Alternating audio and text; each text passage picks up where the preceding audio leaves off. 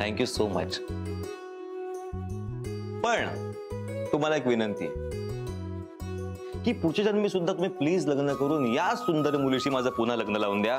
म्हणजे जुल्याच्या भाषेत मी तुम्हाला फर्स्ट आणि लास्ट टाइम सांगतोय, आई बाबा पुढच्या जन्मी हाच टेलिकास्ट रिपीट करा. असं इथे इथे इथे उभं राहू. ये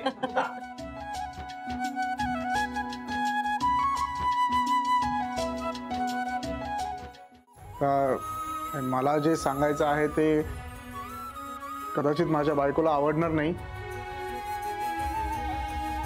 म्हणजे तिला आवडत नाही कोणाचं तोंडावर कौतुक केलेलं म्हणून काही बोलत नाही, हो ना?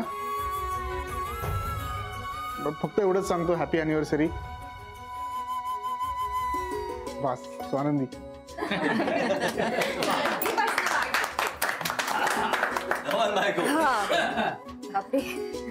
सगळ्यांसमोर उभं राहून असं स्पेशल कौतुक करायचं म्हणजे थोडं साहित्यिक होईल.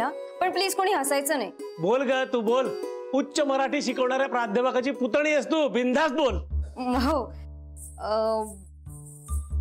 आजी नेहमी म्हणते की आयुष्य एक प्रवाह आहे अनंतापर्यंतचा. आई बाबा तुम्ही माझे दीपस्तंभ आहात. रस्ता चुकला, अंधार पडला तरी दिशा दाखवणारी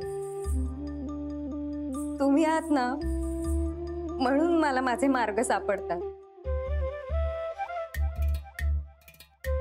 असेच कायम माझ्या आयुष्यात राहा. Happy anniversary. काय सगळे रडवतायत नुसतं. जुईल्या, प्रत्येक वेळेला दुःखानच रडू येतं असं नसतं काही. आपलं मन समाधानानं भरलं ना की आपल्या डोळ्यात आपसुकच पाणी येतं. त्याला कारुण्य रस म्हणतात. आणि पुरे झाला तुमचा मराठीचा तास. आता संपदाला बोलू दे ना. हा, म्हणजे घरातली मोठी आहे ती आणि तिला काय म्हणायचंय ते सगळ्यांना ऐकायचं पण असेल, नाही का? हो ना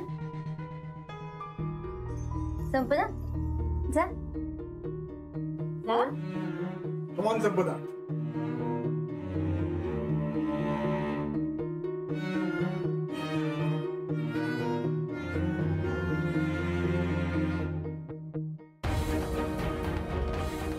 आता मी जे काही बोलणार आहे ते ऐकून कोणाला कसं वाटेल ते मला माहित नाही.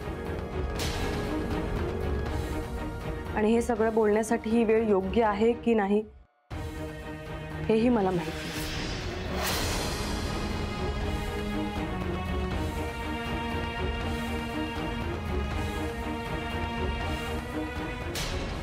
तेव्हा सुद्धा मी हा प्रश्न तुला विचारायला हवा होता. कसली पार्टी? काय बोलतोयस तू? विसरलीस?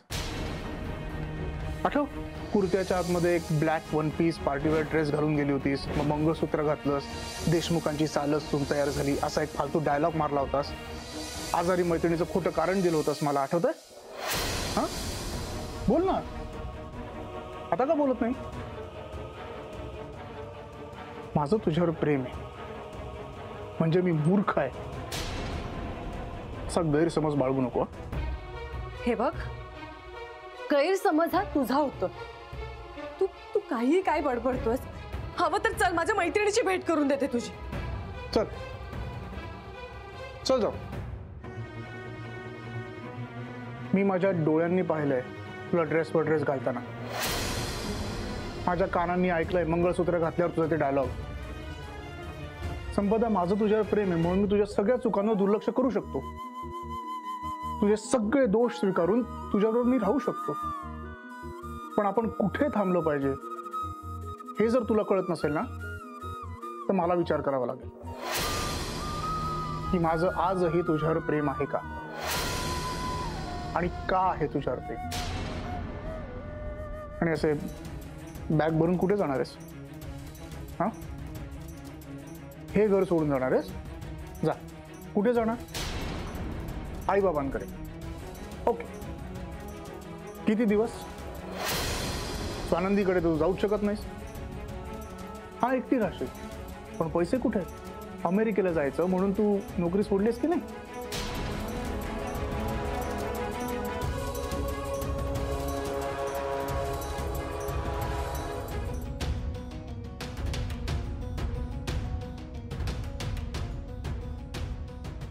शांत हो. हे बघ, रडू नकोस. अजूनही वेळ गेलेली नाहीये. आपल्या काय चुका झाल्यात त्याचा विचार कर. मागे फिर, सुधार स्वतःला. हे जे काय घडलं ना ते मी कोणालाही काहीही सांगणार नाही. ओके? संपू. ठीक आहे, रडू नको ना. आजही मला तू रडलीस ना की नाही बघ.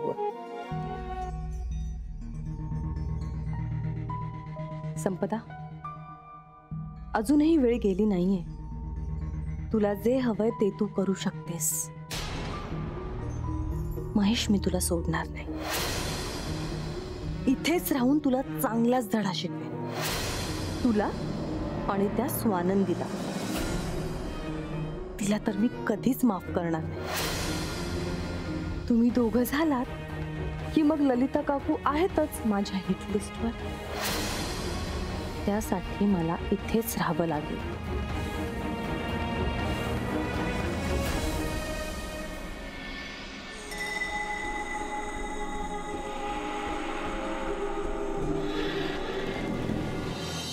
स्वानंदीने तुझ्या अकाउंट मधनं 10 लाख कसे काढले नाही याचा विचार कर. त्यासाठी महेशला हाताशी धरले तिने. आणि महेशने तुला अमेरिकेला जायची स्वप्न दाखवली. सगळे स्वानंदीला पाठीशी घालतात ना.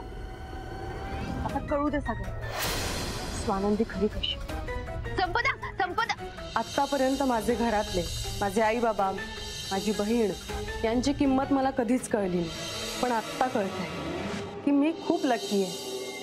मला असे आई बाबा मिळालेत. महेश सारखा नवरा, स्वानंदी सारखी बहीण. I am so lucky. Happy anniversary आई बाबा.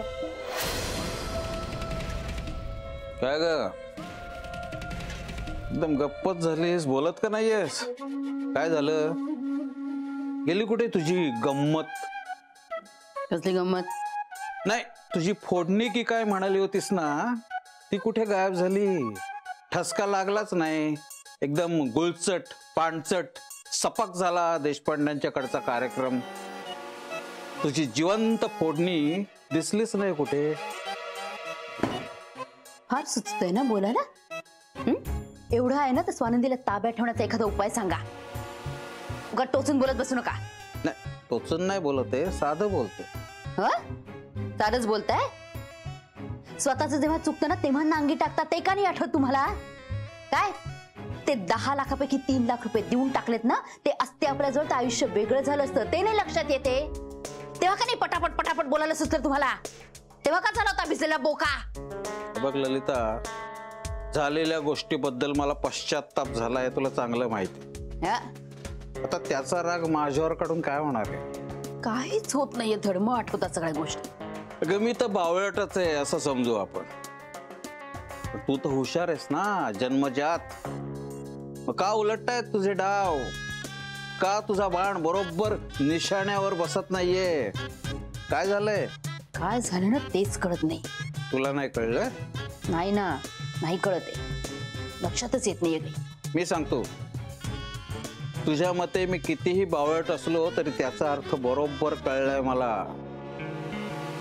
त्याचा अर्थ असा की तू वाघ सोडलायस खरा त्या देशपांड्यांच्या अंगावर, पण त्या वाघाचे दात आणि त्याची नख स्वानंदीने आधीच काढून घेतली होती. मी ह्यांची आवडीची भाजी घ्यायला आले होते, तर म्हटलं तुम्हाला एकदा फोन करून कन्फर्म करावं. काय घेऊ? पडवळ घे. इंद्रनीला गवार आणि पडवळ अजिबात आवडत नाही. पण गवार खाईल पण पडवळ नाही. नूडल्स. पोळी बरोबर नूडल्स खायचे आपण, बाकी काही केलंच नाहीये. नाही बनवलंय ना. पडवळ